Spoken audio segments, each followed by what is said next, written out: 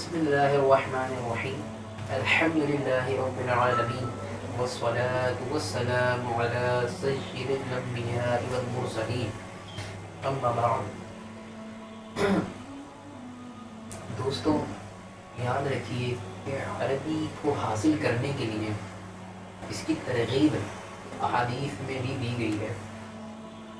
اس کے علاوہ عربی گرامر جو ہے اس کو سیکھنا، اس فن میں ماہر ہونا، یہ ایک بہت ہی اچھی بات ہے، اور ایک اس کی صلاحیت اپنے اندر پیدا کرنے سے آپ جو ہے وہ قرآن کریم کو بھی سمجھ سکیں گے۔ اس کے علاوہ حدیث کریمہ کے تراجم کو بھی سمجھ سکیں گے۔ آپ کو کسی ترجمے کی ضرورت نہیں پڑے گی، پھر آپ جو ہے از خود اس کا مفہوم جو ہے سمجھ سکیں گے، مفہوم اخذ کر سکیں گے۔ اسی سے آپ کے جو ہے موجودہ دور کے یا آنے والے دور کے جتنے فتنے ہیں، انشاءاللہ اللہ نے چاہا اس سے بھی آپ کی حفاظت جو ہے وہ ممکن ہو سکے گی۔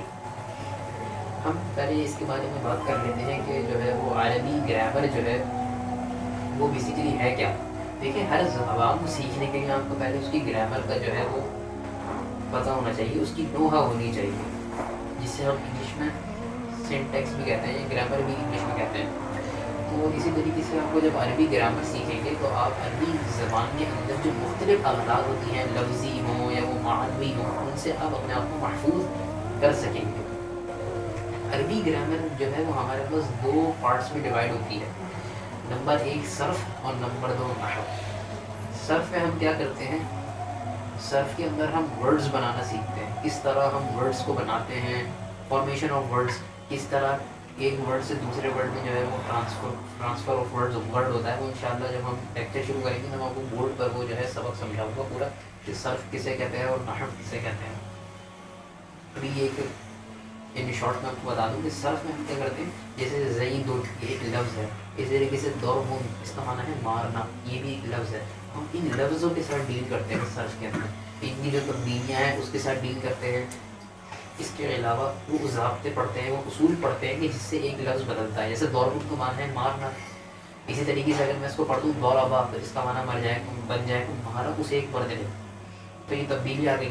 اور اس تبدیلی کا جو اصول و ضابطہ ہے یہ ہم ان کو صرف میں پڑھتے ہیں۔ اسی طریقے سے اگر آپ کو کسی بھی جو لفظ الفاظ ہیں جب آپ کو ملا کر ایک سینٹینس بنانا چاہیں کہ ایک سینٹینس جو ہے وہ تشکیل دے دیا جائے، تو اس کے لیے پھر آپ کو علم النحو پڑھنا پڑتا ہے، اور پھر علم النحو آپ کی رہنمائی فرماتا ہے کہ کس طرح آپ جو ہے سینٹینس بنا سکتے ہیں، سینٹینس فارمیشن کر سکتے ہیں۔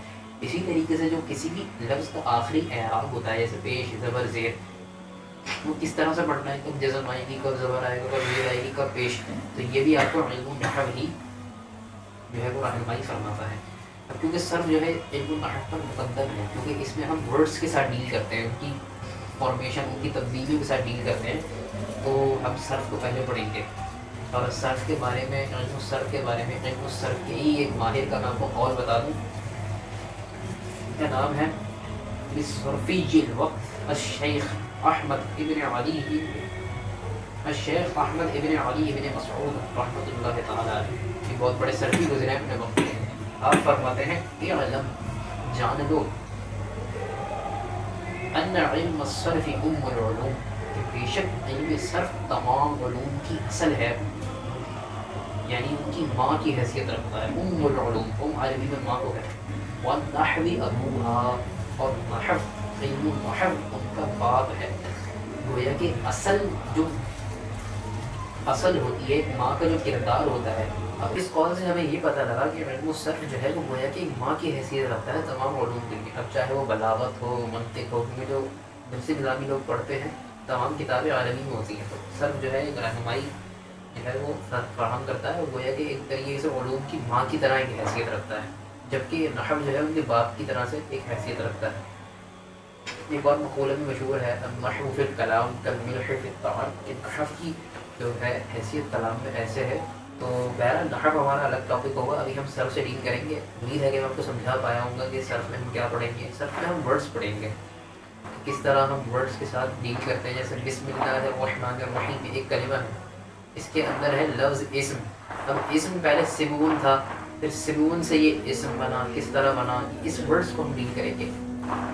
اور جو کہ ایک پورا جملہ ہے، جیسے مثال کے طور پہ زید قائم، جیسے مثال ایک جملہ ہے، اب یہ پورا جو جملہ بنا ہے اس میں زید ایک لفظ ہے، قائم ایک لفظ ہے، اس کو کس طرح سینٹینس بنانا ہے، اور پھر اسی طریقے سے دال کے اوپر پیش پڑنی ہے زبر یا زیر، قائم کے جو میم ہے اس کے اوپر زبر زیر پیش کیا پڑھنا ہے، تمام آخری حرف کی حرکت یہ ہم نحو میں پڑھتے ہیں، اور سینٹینس کیسے بناتے ہیں یہ بھی ہم نحو میں پڑھتے ہیں۔ صرف میں ہم صرف ورڈس کے ساتھ ڈیل کریں گے۔ تو امید ہے کہ آپ کو یہ سمجھ میں آ گیا ہوگا۔ اپنی ویڈیو کو زیادہ دور نہ دیتے ہوئے میں آپ سے جو ہے اجازت چاہوں گا۔ اللہ تبارک و تعالیٰ اپنا فضل و کرم فرمائے۔ تو اب سے ہمارے اسباق جو ہے انشاءاللہ ہمارے فیس بک پہ بھی پوسٹ ہوں گے، اس کی پوسٹ ہم ڈالیں گے۔ اس کے علاوہ یوٹیوب پر بھی ہم اسے اپلوڈ کریں گے انشاءاللہ۔ آپ سے گزارش ہے کہ اسے لائک کریں، شیئر کریں، اور کمنٹس پر اپنی آراء کا بھرپور اظہار کریں، اور آگے شیئر بھی کرتے رہیں تاکہ لوگوں کا بھی فائدہ ہوتا رہے، آپ بھی اس سے فائدہ اٹھاتے رہیں۔ جزاک اللہ خیرا۔